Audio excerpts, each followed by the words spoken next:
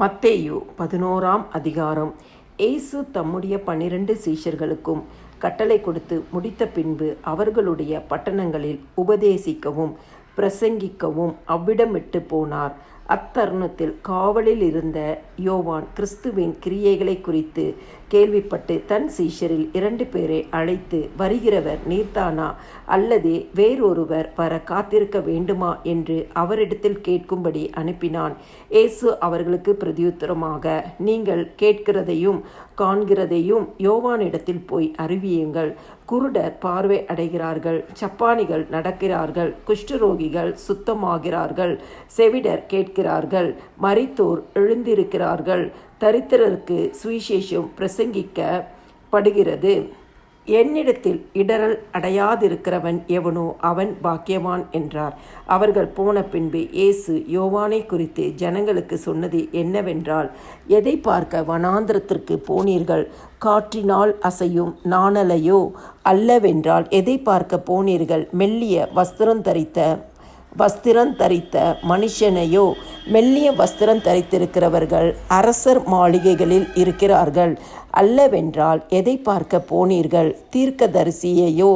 ஆம், தீர்க்கதரிசியை பார்க்கிலும் மேன்மையுள்ளவனையே என்று உங்களுக்கு சொல்லுகிறேன். அது எப்படியெனில், இதோ நான் என் தூதனை உமக்கு முன்பாக அனுப்புகிறேன். அவன் உமக்கு முன்னே போய் உமது வழியை ஆயத்தம் பண்ணுவான் என்று எழுதிய வாக்கியத்தால் குறிக்கப்பட்டவன் இவன்தான். ஸ்திரீகளிடத்திலே பிறந்தவர்களில் யோவான் ஸ்நானனை பார்க்கிலும் பெரியவன் ஒருவனும் எழும்பினது இல்லை. ஆகிலும் பரலோக ராஜ்யத்தில் சிறியவனாயிருக்கிறவன் அவனிலும் பெரியவனாயிருக்கிறான் என்று உங்களுக்கு மெய்யாகவே சொல்லுகிறேன். யோவான் ஸ்நானன் காலம் முதல் இதுவரைக்கும் பரலோக ராஜ்யம் பலவந்தம் பண்ணப்படுகிறது. பலவந்தம் பண்ணுகிறவர்கள் அதை பிடித்து கொள்ளுகிறார்கள். நியாயப்பிரமாணமும் தீர்க்கதரிசிகள் யாவரும் யோவான் வரைக்கும் தீர்க்க தரிசனம் உரைத்ததுண்டு. நீங்கள் ஏற்றுக்கொள்ள மனதாயிருந்தால் வருகிறவனாகிய எலியா இவன்தான். கேட்கிறதற்கு காது உள்ளவன் கேட்க கடவன். இந்த சந்ததியை யாருக்கு ஒப்பிடுவேன்? சந்தை வெளிகளில் உட்கார்ந்து தங்கள் தோழரை பார்த்து, உங்களுக்காக குழல் ஊதினோம், நீங்கள் கூத்தாடவில்லை, உங்களுக்காக புலம்பினோம், நீங்கள் மாரடிக்கவில்லை என்று குறை சொல்லுகிற பிள்ளைகளுக்கு ஒப்பாயிருக்கிறது. எப்படியெனில், யோவான் போஜனப்பானம் பண்ணாதவனாய் வந்தான். அதற்கு அவர்கள், அவன் பிசாசு பிடித்திருக்கிறவன் என்றார்கள். மனுஷகுமாரன் போஜனப்பானம் பண்ணுகிறவராய் வந்தார். அதற்கு அவர்கள், இதோ போஜன பிரியனும் மதுபான பிரியனுமான மனுஷன் ஆயக்காரருக்கும் பாவிகளுக்கும் சிநேகிதன் என்கிறார்கள். ஆனாலும் ஞானமானது அதன் பிள்ளைகளால் நீதி உள்ளதென்று ஒப்புக்கொள்ளப்படும் என்றார்.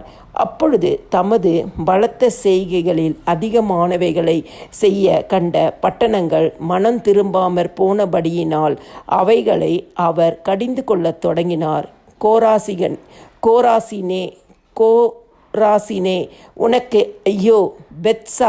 பெத்சாயிதாவே உனக்கு ஐயோ!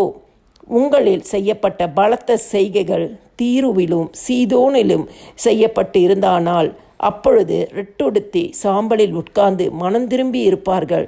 நியாய தீர்ப்பு நாளிலே உங்களுக்கு நேரிடுவதை பார்க்கிலும் தீருவுக்கும் சீதோனுக்கும் நேரிடுவது இலகுவாயிருக்கும் என்று உங்களுக்கு சொல்லுகிறேன்.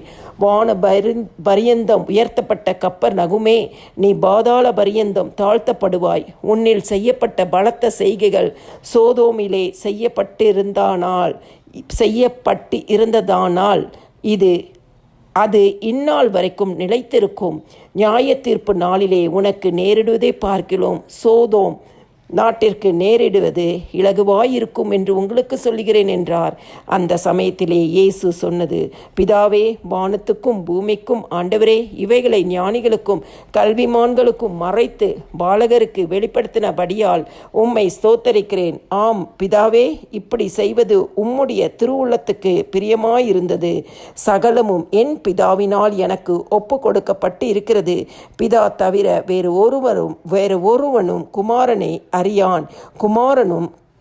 குமாரன் எவனுக்கு அவரை வெளிப்படுத்த சித்தமாயிருக்கிறாரோ தவிர வேறு ஒருவனும் பிதாவை அறியான். வருத்தப்பட்டு பாரம் சுமக்கிறவர்களே, நீங்கள் எல்லாரும் என்னிடத்தில் வாருங்கள், நான் உங்களுக்கு இளைப்பாறுதல் தருவேன். நான் சாந்தமும் மனத்தாழ்மையுமாய் இருக்கிறேன். என் நுகத்தை உங்கள் மேல் ஏற்றுக்கொண்டு என்னிடத்தில் கற்றுக்கொள்ளுங்கள். அப்பொழுது உங்கள் ஆத்துமாக்களுக்கு இளைப்பாறுதல் கிடைக்கும். என் நுகம் மெதுவாயும் என் சுமை இலகுவாயும் இருக்கிறது என்றார்.